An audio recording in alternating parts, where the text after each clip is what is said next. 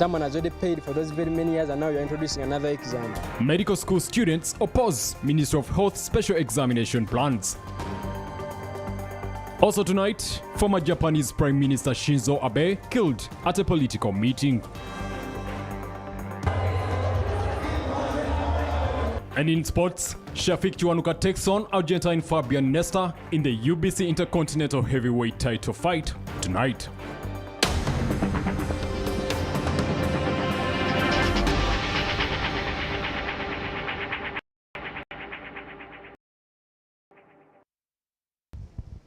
Thank you for joining us tonight. Good evening. This is PM Edition. I am Kalachi Brian. Later on tonight, Saika Yasin Tekalala will be joining us live from Kansanga to bring you updates of the intercontinental fight between Shafik Chiwanuka and Fabian Nesta from Argentina. But for now, let's go in for our first story. The Permanent Secretary, Minister of Finance, Ramadan Gobi, has sacked 110 district accounting officers who failed to meet deadlines for the submission of the 2022-2023 financial year local government budgets. We have more. The Permanent Secretary of Local Government, Ben Kumumanya, only 66 district accounting officers have submitted their budgets. Gobi directed the Permanent Secretary of Local Government to submit names of new district accounting officers by July 11th. Raphael Majezi, the Minister of Local Government, says that what was done by Gobi is legal, although they have to investigate to know what caused the affected accounting officers to beat the deadline. To know what the issues are, we shall handle it. I don't see any problem really. I don't see it happening that we are going to send away 100 of our staff simply because they didn't maybe submit budgets in time or something. Let me find out the facts. But I want to assure the local governments, take heart. We are going to handle this with the Minister of Finance. Majezi says that if he finds out that the sacked officials failed to do their work, actions will be taken against them. Failure to approve a budget in time may be beyond the accounting officer. It may not be his fault. Or the accounting officer failed in such a case. So we have to investigate, see what caused that. If it is laxity on behalf of the accounting officer, yes, that one will take disciplinary action. But if the matters were beyond the accounting officer, then we'll address the system, the procedures, the challenges in that local government. Ojara Martin Mapenduzi, the chairperson of Local Government Public Accounts Committee, says the sacking of the officials should remind other public officials that they are supposed to deliver efficiently. This is a positive step, which I want to believe is in the spirit of improving service delivery by sending a message to those entrusted with the responsibility of providing services to be serious. I have moved with our committee around the country, and we have seen the level of negligence, the level of sluggishness, and we think that is not good for the citizens of this country. And one of our concerns has been with the manner in which local government entities execute their plans. Members of Parliament have mixed reaction on the development. There was a need to talk to them and understand what has happened. And then give them deadlines. The letter, I've read the letter does not talk about having talked to them and given them deadlines and then they've not responded to those deadlines. So I'm not sure whether it was not a little bit high-handed. What has been happening in government is that there are technical staff who have been there for years, and they have failed to deliver services to the people. Many of them are absolutely very corrupt. A number of them are inefficient in manner in which they operate. MPs on the Local Government Public Account Committee says during their recent tour to various district headquarters, they witnessed a lot of incompetence among local government workers. Sarah TV, PM Edition. Intern doctors under their umbrella body, Intern Doctors United, have asked the Ministry of Health to suspend plans of testing their competence through special written examinations before being deployed to various health centers for internship. The trainee doctors say after training to 5 to 6 years, it is unfair to subject them to a special competence exam. To qualify as a medical doctor, you undergo training for a period of 5 to 6 years. Afterwards, you join a 1 or 2 year internship stint. However, there have been queries from the Ministry of Health over the quality of some medical professionals. This, according to the Ministry of Health, explains the idea of subjecting them to a special examination before internship is being suggested. The move has sparked mixed reactions from members of the medical profession. According to the president of Intern Doctor United, Leonard Mutebi, it is improper to subject a trainee doctor to an exam after 5 years of intensive training and research. Maybe you put cut-off points and say for private universities, this is the cut-off point for you, for someone to enroll into medicine and surgery, into pharmacy, into nursing. Not you waiting for someone to first complete 5 to 6 years of studying and then you introduce an exam. Someone has already paid for those very many years and now you're introducing another exam. You try to make them fail because their goal, they put a minimum and they say we want 1,500 interns. Once they achieve their goal, the rest are going to fail. That's how they make. If public universities are saying we are taking people on 3 principal passes, that's where the regulation should start. Why do you allow some people with 1 principal pass to do a medical course? So competence begins at entry and throughout the training. Says such a test should be subjected to those who want to join the medical school. That's why the exam is being done in other countries, not Uganda. So we don't want the government to just be copying and pasting things they have just seen outside there, not knowing what they have gone through to implement such things. The interns are also concerned by government's failure to enhance their salaries. Because the presidential directive was very clear. It said an intern should always receive half of the pay of their seniors. And so the intern nurses who are currently receiving 1.5 is not half the amount their seniors is getting.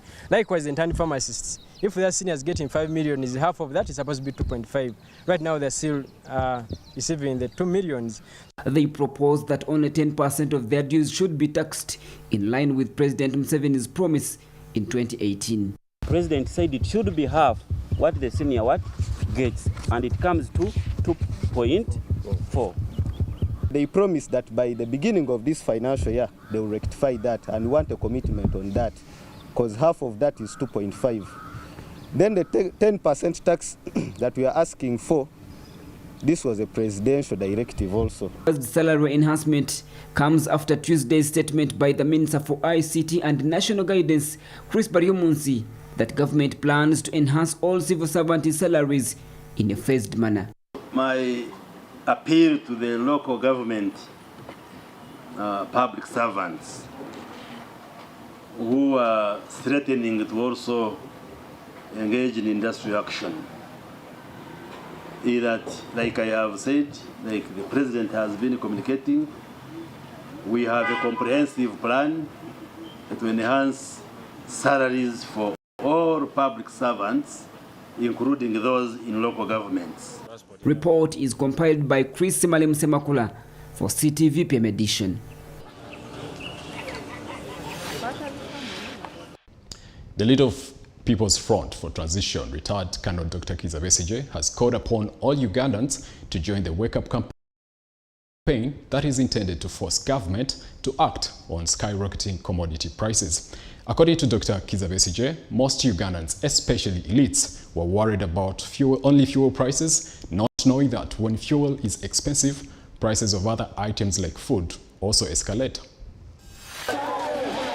Dr. Besigye has been arrested on 2 occasions in downtown Kampala and charged with incitement to violence. His agenda is to awaken Ugandans to rise and force government to act on the rising commodity prices. He's currently out on bail. Speaking to journalists at the headquarters of Justice Forum Party in Mengo, Dr. Besigye says the situation is worsening because government seems not bothered. The fuel price driver, we are going to have food shortage driving prices. Posho, the maize flour, which most people use as their staple food,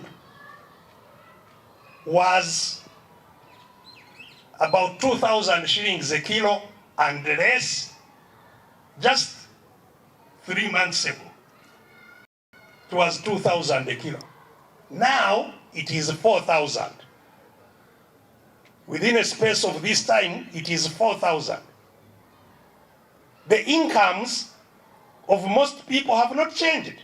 Dr. Besigye says, irrespective of political or religious beliefs, the high commodity prices are affecting all Ugandans, which means all of them have to join his struggle. So the crisis, those who are trivializing, things we shall survive, the crisis itself will be doing a large part of what we are trying to do. Hunger is going to wake up people. We must say, now enough is enough. Here is the action that brings it all to a halt. Last month, government presented 48.1 trillion shillings budget and it was passed. However, Dr. Besigye says the budget left out interests of the majority of Ugandans. Dr. Besigye says the budget should be reviewed to cater for the rich and the poor. Besigye says although he is facing charges of mobilizing Uganda, he has not given up on his wake-up campaign. Flavian Inkuze for CTV, PM Edition. Now, as Muslims prepare for tomorrow's Eid, business people who sell livestock for slaughter are disappointed by the few customers who have housed.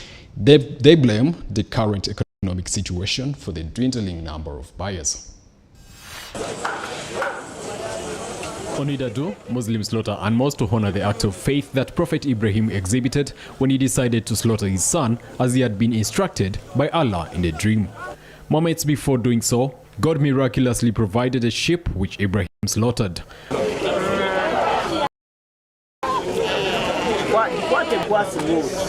At Chisenyi Livestock Cooperative Society, traders say the number of people who showed up to buy animals was dismal compared to past years.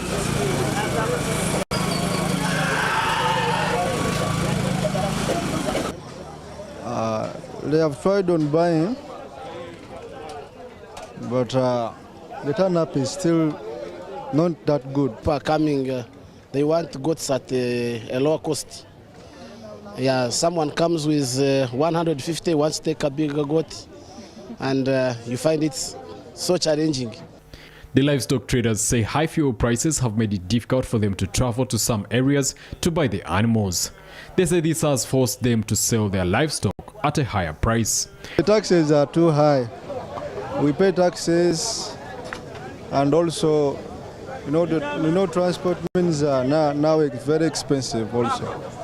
It has caused most of our customers not to come. However, the traders say that since animals are slaughtered for a period of 3 days, more Muslims are likely to buy. But it is promising. Maybe they will buy, according to what we are saying now. More of our customers, they will come. We know that. Clients who went to buy livestock complained about high prices. Kubanga mbadde manye embuzi zegula $2,200 banguzayo $2,500 sinzira ku mbeera bweri zirinnya ate zikyagenda waggulu. Naye ate bantaze eyanange ate nnungi eyanange ate ntono sinzira kye mbadde mbaze n'abantu bange bengenda okuliisa eba tebamala.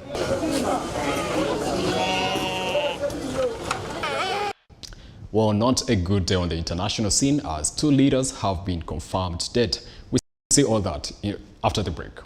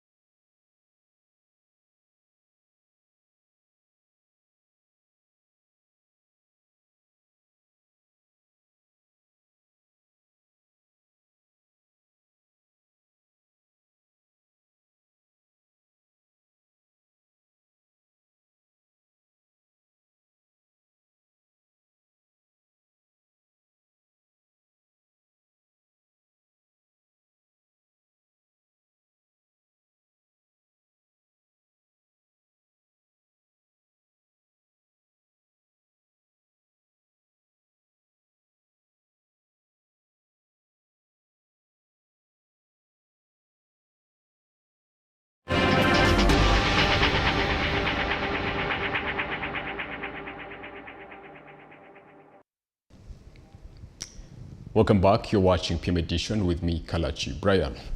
The Minister for Gender, Labour and Social Development, Betty Amonji, says neglecting the interests of the youth by African heads of state in their policy formulation is a time bomb.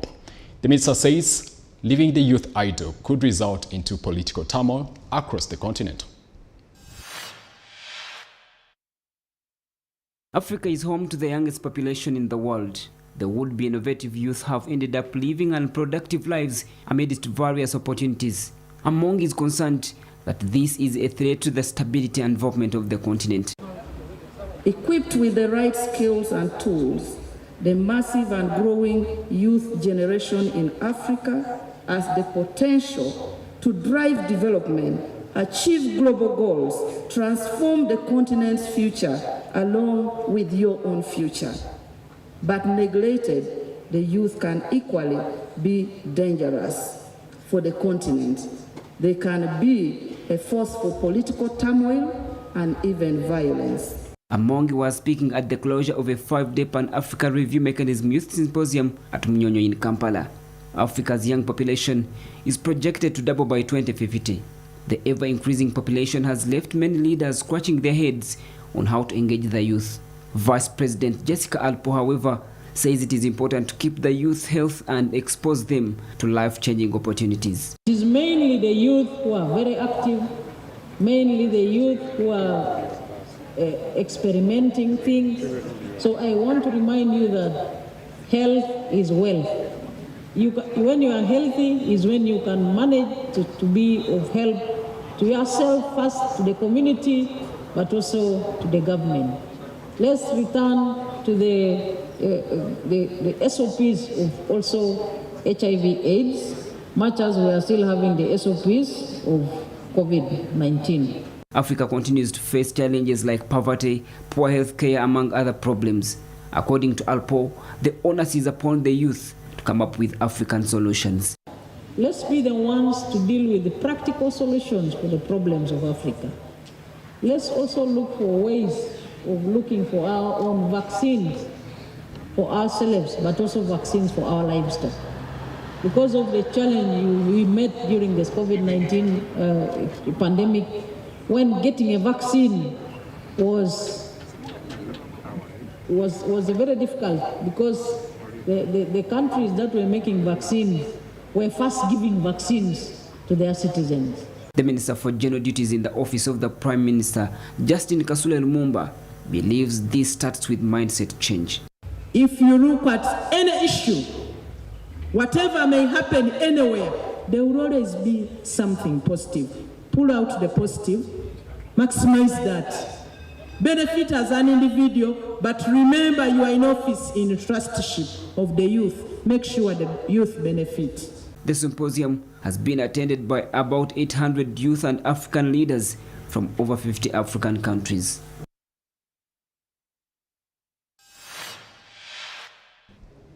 A cross-section of government bodies and companies have camped at Kololo Airstrip to showcase their services to members of the public. According to the Executive Director of PPDA, Benson Turamie, the move is focused on revamping the economy after a 2-year lockdown due to the COVID-19 pandemic.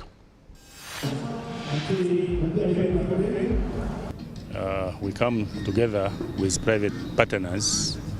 We are trying to demonstrate and explain the reforms, the financial management reforms, especially in public procurement. Since public procurement was decentralized in 2003, this is the first time of its kind where we are bringing together the private sector to exhibit what they offer to government, to bring together the manufacturers of products that the government can buy, and also to demonstrate, the government to demonstrate, actually PPDA, that we have transformed this sector by going automation.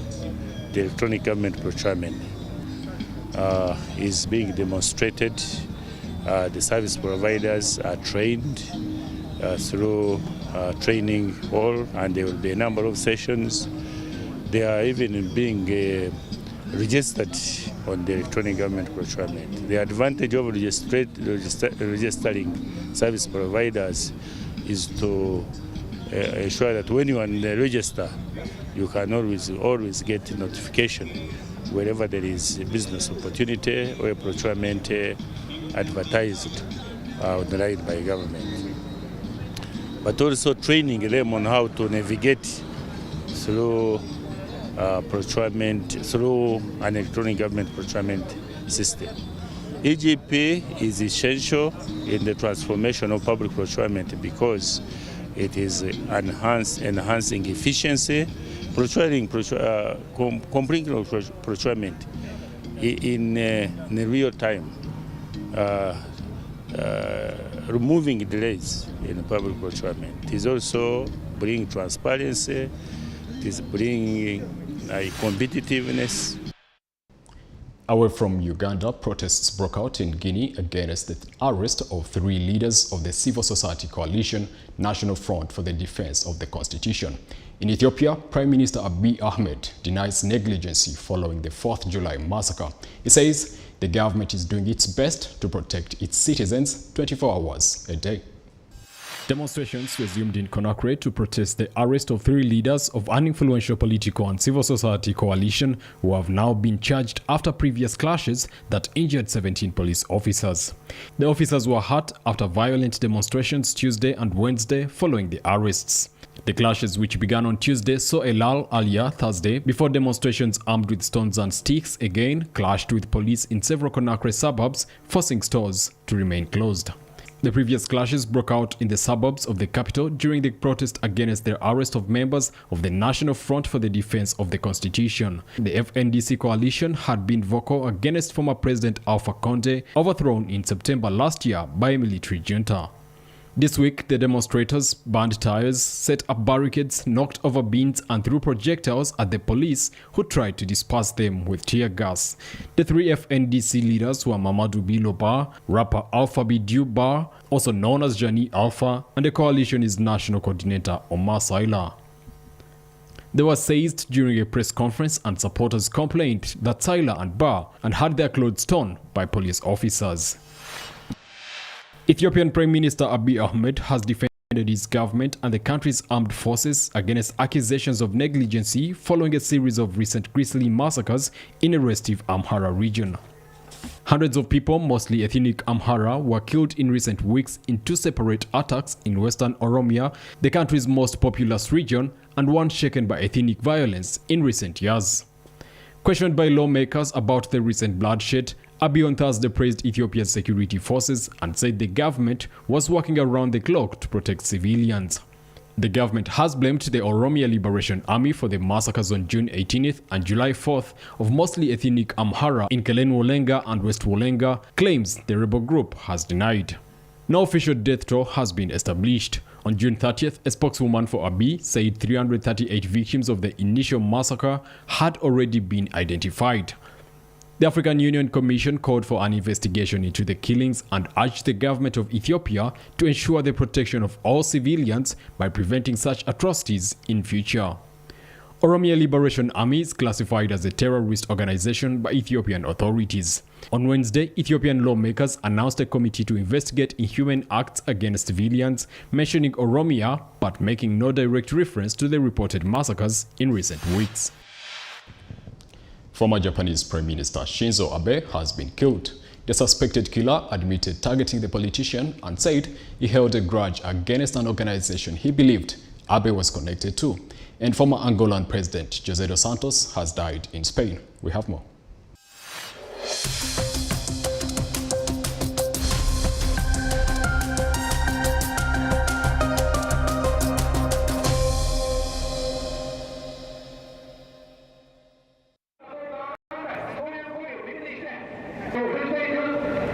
Shinzo Abe, a former Japanese prime minister, has been killed in a blatant assassination attempt. At the campaign gathering on Friday, police swiftly detained a man who appeared to be carrying a bizarre homemade firearm. According to a local source, the alleged attacker, Tetsitsura Yamagami, 41, had served in the Japanese Navy. According to Japanese media reports, Abe, 67, was shot in the chest and neck with what looked to be a handgun with 2 barrels. The attacker, Tetsuya Yamagami, told the police that Abe had made him unhappy and that he wanted to murder him. The killer was wearing a grey shirt and khaki-colored jeans. He was simply standing there, a witness claimed. The police seized the gun that he was reportedly in possession of. The attacker was shown in local television footage patiently awaiting the start of Abe's address before launching the assault. He has been detained on suspicion of attempted murder. Firearms violence is uncommon in Japan due to the country's highly severe gun restrictions, which are frequently linked to the Yakuza organized group. In Japan, political violence is likewise uncommon but not unheard of. Deputy Prime Minister Shin Kanemaru was shot in 1992 but escaped unharmed. José Eduardo dos Santos, Angola's second president who ruled the mineral-rich state for almost 4 decades, has died aged 79, the government says. He died in Spain where he was treated after suffering a cardiac arrest. Dos Santos will be remembered for ending a long-running civil war in the early 2000s. His supporters dubbed him the architect of peace. But his legacy is soiled by high levels of corruption and human rights violations while he was in power. Having graduated in petroleum engineering in the Soviet Union in 1969, Dos Santos was only 37 years old when he became Angola's president a decade later, following the death of the first president, Antonio Agostinho Neto. At the time, just 4 years after gaining independence in 1975, the country was rocked by a civil war between the two groups that had fought Portuguese colonization, Dos Santos' MPLA and UNITA. Dos Santos presided over a Marxist-oriented one-party state until the collapse of the Soviet Union and the end of the Cold War led to the MPLA and the UNITA signing a peace accord. It was Dos Santos and UNITA's Jonas Savimbi face off against each other in the first multi-party elections in Angola since independence. He appointed close family members and friends to prominent positions in government, including his son José Filomeno dos Santos, also known as Zenu, as head of Angola's Sovereign Wealth Fund, and later his daughter Isabel dos Santos as head of the state oil company Sonangol. She was said to have become Africa's richest woman.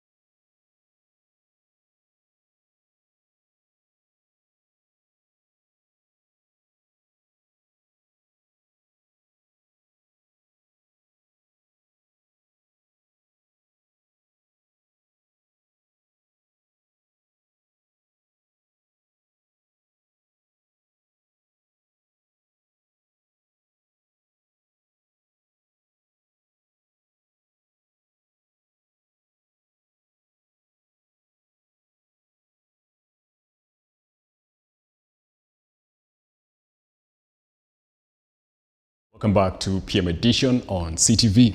Well, the UBC Intercontinental Fight heavyweight title fight between Ugandan Shafiq Kiwanuka and his Argentine opponent Fabian Nesta is on tonight. CTV is live from Kansanga, where the fight is taking place. Yasin Sekalala has a live update. Yasin. Thank you so much, today's news anchor, Brian Kalachi. We are broadcasting live from the Kansanga International University of East Africa. Today is the UBC International Heavyweight Boxing Fight. Right now, I'm currently joined by the promotion manager, Great Strikers, Mr. Sambu Channel. What a wonderful night. Yes. You're live on CTV. Take us through the night, the arrangement, the preparation tonight. The arrangement is good. I think you can see how we are prepared and the fighters have started fighting. Yeah, you see what we have displayed is the, what can I say? It's a UBC title of the fight. Most beautiful scene in this area. What should fans expect from this night? They should expect the best because we are the best. Great strikers, we are the best. Yeah, they should expect the best out of our show because we have about 13 cards, 12 cards so far. That's what we have. That's what we have prepared for. And we have five main fights, whereby we have Intercontinental Championship, we have 2 African titles, then we have 3 local titles, then we have undercuts. Okay. Yes. Chairman, CTV is one of the sponsors of this UBC Intercontinental Fight. Yes. Take us through this partnership between CTV and Great Strikers. Well, we are yet to enter into a contract. Okay. Now, there's a lot we are still preparing because we gave them a short notice, but so far we could have gone far. Okay. And I hope that we are going to take this relationship to another level. Okay. Thank you so much, Mr. Chairman. Let me let you go take your seat. Thank you. Brian Kalachi, today's news anchor for our PM edition. I'm Yasin Sekalala. Remember, Brian, CTV is one of the main sponsors of this UBC Intercontinental Fight, but the big one later on in the night is going to be between the Argentine Nesta Fabian in Saudi and our own Ugandan Shafiq Kiwanuka. But currently, we are having so many undercard fights, 9 title fights and title fights. My name is Yasin Sekalala. On behalf of the whole team, let me return you to today's news anchor, Brian Kalachi, to wind up today's edition of the PM News. Brian, back to you. Thank you, Yasin Sekalala. I'm joining him not from Kansanga, but from the viewers' side. I'm joining you viewers as well to watch the match between Shafiq Kiwanuka and Fabian Nesta. Don't go off your screen. Don't miss the game.